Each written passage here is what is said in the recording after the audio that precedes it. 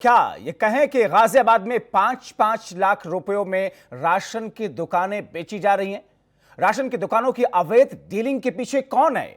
क्या अपात्रों को राशन की दुकानें देकर के मोटा माल गटका गया है? किस तरीके से दुकानें आवंटित की गई हैं? अपात्र लोगों को आवंटित कर दी गई हैं दुकानें। दुकानों के एवज में 5-5 लाख रुपए वसूले गए हैं। एक विधायक ने प्रशासन को पत्र लिखा है। आवंटित दुकानों को रद्द करने के लिए डीएम को पत्र साक्ष्य के तौर पर विधायक ने ऑडियो रिकॉर्डिंग भी भेजी है। तो क्या 5-5 लाख रुपयों में राशन की दुकानें बेची गई हैं?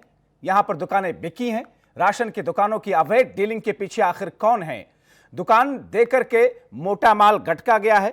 किस अंदाज में, किस तरीके से जिला आपूर्ति विभाग द्वारा उचित दर की दुकानों का वितरण राशन माफियाओं से मिली भगत यहां पर सामने आ रही है। तो ये R9 टीवी के बड़े सवाल जो कि इस वक्त आप देख रहे हैं, क्या अपात्रों को देकर के दुकानें मोटा माल गटका गया है? क्या 5-5 लाख रुपए में राशन की दुकानें बिकी हैं? ये सारी ऐसी स्थितियां हैं जिसको लेकर के अवैध डीलिंग के पीछे आखिर ये कौन है? तो R9 टीवी के ये बड़े सवाल जो इस वक्त हम आपके सामने रख रहे हैं इस टीवी माध्यम के जरिए से, क्या 5-5 लाख रुपयों में अवैध तरीके से दुकानों की डीलिंग की गई है? आखिर इनके पीछे कौन है? R9 टीवी के ये महत्वपूर्ण और बड़े सवाल जो कि इस वक्त आप देख रहे हैं। सवाल नंबर 3, क्या 5-5 लाख रुपयों में राशन की दुकानें बेची गई हैं? और इसके बाद में राशन की दुकानों की अवैध डीलिंग के पीछे आखिर कौन है? आगे जो सवाल हम आपको बता रहे हैं, क्या अपात्रों को दुकानें देकर के माल गटका गया है? यह एक ऐसी स्थिति है जिसको लेकर के R9 टीवी आपके सामने ये सारे के सारे सवाल उठा रहा है, सारे के सारे सवाल खड़े कर रहा है। अब ऐसी स्थिति में अपात्रों को दुकान क्यों दिया गया और ऐसे लोगों को दुकान देने के पीछे मकसद क्या था? 5-5 लाख रुपयों में राशन की दुकानों की अवैध डीलिंग के पीछे आखिर कौन है? और इससे पहले भारतीय जनता पार्टी के एक विधायक नंद किशोर गुर्जर ने यह आवाज उठाई थी। हमारे सहयोगी बदियुज्जमा फोन लाइन के जरिए हमारे साथ में जुड़े हुए हैं। बदियुज्जमा, जिस तरीके से नंद किशोर गुर्जर ने मामला भी उठाया और ये अब सवाल R9 टीवी उठा रहा है, आखिर ये पूरा मामला है क्या और इन तमाम चीजों के पीछे कौन है?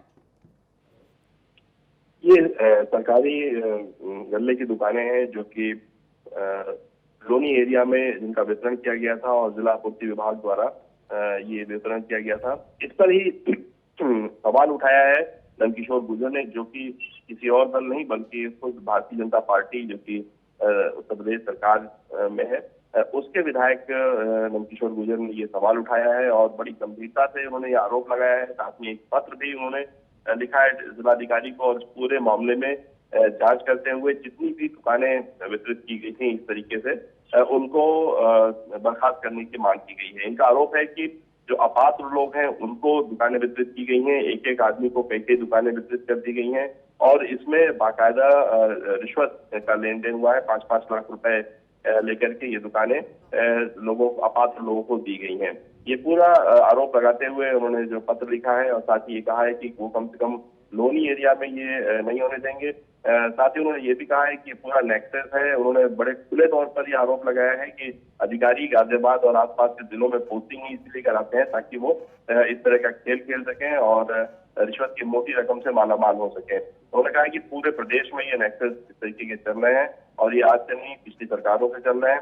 हालांकि ये कहते हुए वो एक तरीके से उन्होंने खुद गोल भी कर लिया है अपनी सरकार में, क्योंकि सरकार को 3 साल हो चुके हैं और अगर ये नेक्सस अभी तक नहीं टूटा है तो फिर आगे टूट पाएगा कि नहीं, ये भी एक बड़ा सवाल है।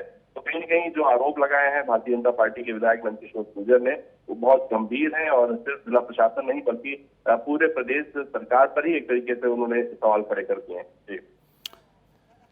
चलिए, बहुत शुक्रिया इन तमाम जानकारी के लिए।